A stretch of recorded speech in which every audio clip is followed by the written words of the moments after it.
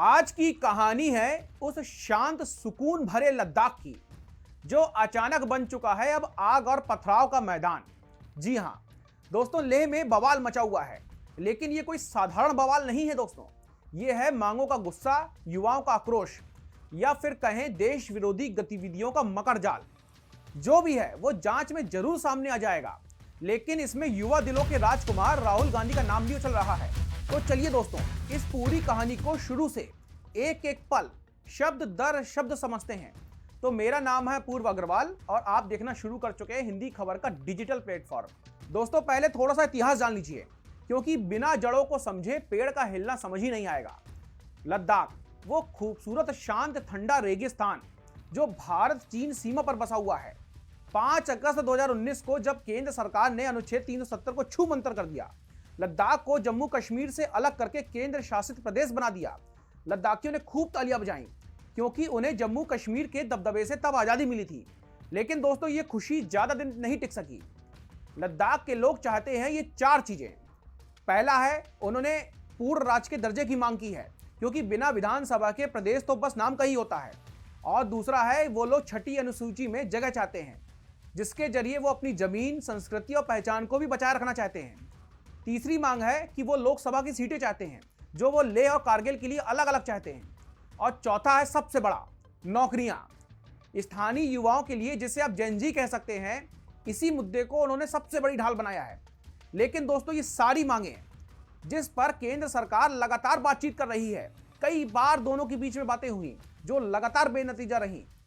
फिर सन 2020 से 2025 तक लेह एपेक्स बॉडी यानी कि लैब और कारगिल डेमोक्रेटिक अलायंस यानी कि केडीए ने बार बार दिल्ली का दरवाजा खटखटाया है। चलिए अब आ जाते हैं इस कहानी के मुख्य किरदार की ओर। कुछ लोग इस तस्वीर में दिख रहे इस शख्स को पहचानते ही होंगे। इनका नाम है सोनम वांगचुक। जी हाँ, वही 3 इडियट्स वाले रेंचो, वही आमिर खान वाली मूवी जिस स्कूल के बारे में आप सबने देखा ही होगा। मूवी के क्लाइमेक्स में पूरा सीन दिखाया गया था। अब वांगचुक साहब ने असल जिंदगी में लद्दाख के लिए लड़ाई छेड़ रखी है। दोस्तों आपको बता दें कि वांगचुक ने 2023 में भी 21 दिन का अनशन किया था। फिर सितंबर 2024 में लेह से दिल्ली तक की पदयात्रा भी निकाली थी, लेकिन दिल्ली बॉर्डर पर पुलिस ने उन्हें रोक लिया था। अब पूरे 1 साल बाद जब मांगे जिद बनती चली गई, तो फिर वांगचुक और 14 अन्य कार्यकर्ताओं ने एनडीएस मेमोरियल ग्राउंड में भूख हड़ताल शुरू कर दी। वांगचुक ने तो शांतिपूर्ण अनशन किया, लेकिन इस भूख हड़ताल ने ही लेह के जेनजी को भड़का दिया है। लेह की शांत सड़कें अचानक जंग का मैदान बन गई हैं। दोस्तों 24 सितंबर 2025 सुबह 8 बजे लेह में बंद का आह्वान था, क्योंकि एक दिन पहले ही 23 सितंबर को भूख हड़ताल में 2 बुजुर्ग कार्यकर्ता बेहोश हो गए थे। लेह एपेक्स बॉडी नाम की युवा शाखा का गुस्सा सड़क पर दिखाई देने लगा। बाजार बंद हो गए, स्कूल बंद हो गए, सड़कें सुनसान हो गई। हजारों की तादाद में लोग एनडीएस मेमोरियल ग्राउंड पर इकट्ठा होने लगे। एक तरफ प्रार्थनाएं चल रही थी, एक तरफ भाषण चल रहे थे। फिर कुछ युवा और छात्र ग्राउंड से निकल करके सड़कों पर आ गए और फिर पूर्ण राज्य के दर्जे की मांग करने लगे। और ये नारे कब पत्थरों में बदल गए, ये पूरे सोशल मीडिया में इसके वीडियो भरे पड़े हैं। बेकाबू भीड़ का गुस्सा बीजेपी कार्यालय पर उतर आया, वहां पर आगजनी की गई। और दोस्तों भीड़ इस हद तक बेकाबू हो गई कि सीआरपीएफ की गाड़ी पर भी हमला कर दिया गया। पुलिस को हालात काबू करने के लिए आंसू गैस छोड़नी पड़ गई, लेकिन भीड़ तो भीड़ कहां मानने वाली थी। लोग और भी ज्यादा पथराव करने लगे। प्रदर्शन इतना ज्यादा हिंसक हो गया कि 4 लोग मारे गए और 70 से ज्यादा लोग भी घायल हो गए, जिनमें तकरीबन 30 लोग तो पुलिस वाले ही थे। दोस्तों ये वो पल था जब लेह की शांति खून और आंसुओं में डूब गई थी। प्रशासन ने हालात बिगड़ते देख करके तुरंत कर्फ्यू लगा दिया और धारा 163 बीएनएस की लागू कर दी गई वहां पर। वैसे सीआरपीएफ और आईटीपी की अतिरिक्त टुकड़ियां भी अब भेज दी गई हैं, लेकिन इस हिंसा ने राजनीतिक उथल पुथल जरूर मचा रखी है, जो कई सवाल खड़े करती है। और दोस्तों ये डिजिटल युग का कर्फ्यू है। इंटरनेट इसमें कोई ना नुकसान पहुंचा पाए, कोई भड़काऊ वीडियो ना फैले, कोई भी गलत तरीके की बातें लोगों तक प्रचारित ना की जा सके, इस पर भी पूरी तरीके से अंकुश लगा दिया गया है। अब इतना ज्यादा बवाल हो गया तो खून खराबा भी हो गया, लोग मर गए। भारत सरकार की कार्रवाई के डर से सोनम वांगचुक जो अनशन कर रहे थे, उन्होंने भी अपनी 15 दिन की भूख हड़ताल को खत्म कर दिया है और डैमेज कंट्रोल करते हुए कहा है कि हिंसा का हो जाना लद्दाख का सबसे ज्यादा दुखद दिन है। उनका यह आंदोलन शांतिपूर्ण था, लेकिन जैन जी का गुस्सा फट पड़ा है और वो इस हिंसा की निंदा करते हैं।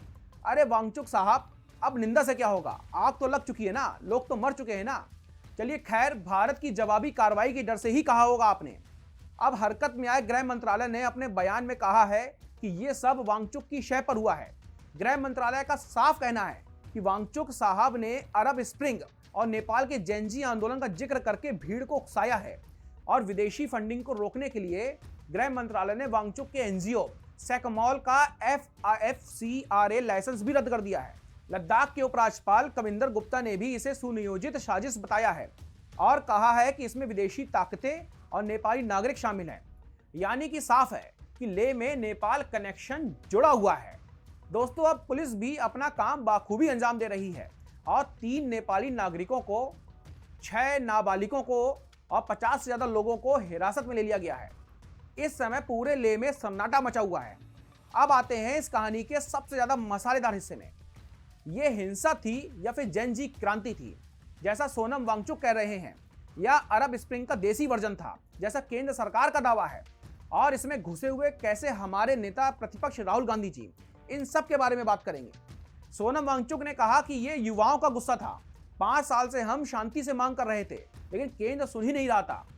अब आपको यह भी जानना चाहिए कि देश के एक तबके ने राहुल गांधी पर इसका बम फोड़ दिया है। जी हां, राहुल गांधी, जिन्होंने हाल ही में जेनजी युवाओं से कहा था कि लोकतंत्र बचाने के लिए उन्हें आगे आना चाहिए, और लेह में जेनजी का आक्रोश दिखने पर बीजेपी हमलावर फिर क्यों ना हो जाएगी। बीजेपी ने कहा है कि यह हिंसा राहुल गांधी की ही साजिश है। क्या ये दोस्तों सच है कि राहुल गांधी नेपाल जैसे हालात हिंदुस्तान में पैदा करना चाहते हैं, जिसके दम पर वो सत्ता हासिल करना चाहते हैं? वैसे बीजेपी ने एक स्थानीय कांग्रेस पार्षद फुटसोंग स्टेंजिन को भी हिंसा में शामिल बताया है। दोस्तों, अभी जांच जारी है। इसी कांग्रेस के सांसद का नाम आने पर उन्हीं अफवाहों को, जो राहुल गांधी के जेनजी के आगे आने वाले कहे हुए शब्द थे, उनको फिर से सोशल मीडिया में जगह मिल गई है। अब खबर यह भी है कि केंद्र सरकार ने 6 अक्टूबर को लैब और केडीए के साथ में वार्ता तय कर दी है।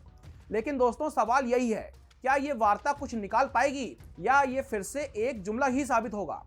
वांगचुक ने शांति की अपील तो की है, लेकिन उनके एनजीओ पर सीबीआई जांच भी शुरू हो गई है।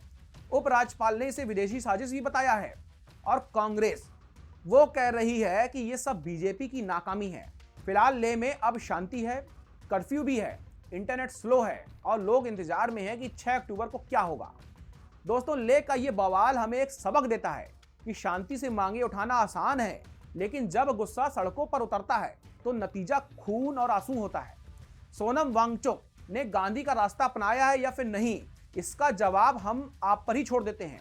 लेकिन इतना तो है, ऐसे युवाओं को शामिल करके जो लोगों ने हिंसा की, इसके जवाब तो वांगचुक साहब को भी देने ही पड़ेंगे। क्या सच में राहुल गांधी ने जेनजी को उकसाया है या फिर ये बीजेपी का ही इल्जाम है? सवाल कई हैं, लेकिन जवाब अभी कम है। लेकिन दोस्तों, एक बात भी साफ है कि लद्दाख की मांगे जायज हैं या नहीं, ये सरकार को ही सोचना होगा।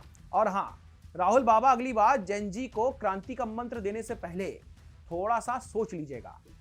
धन्यवाद।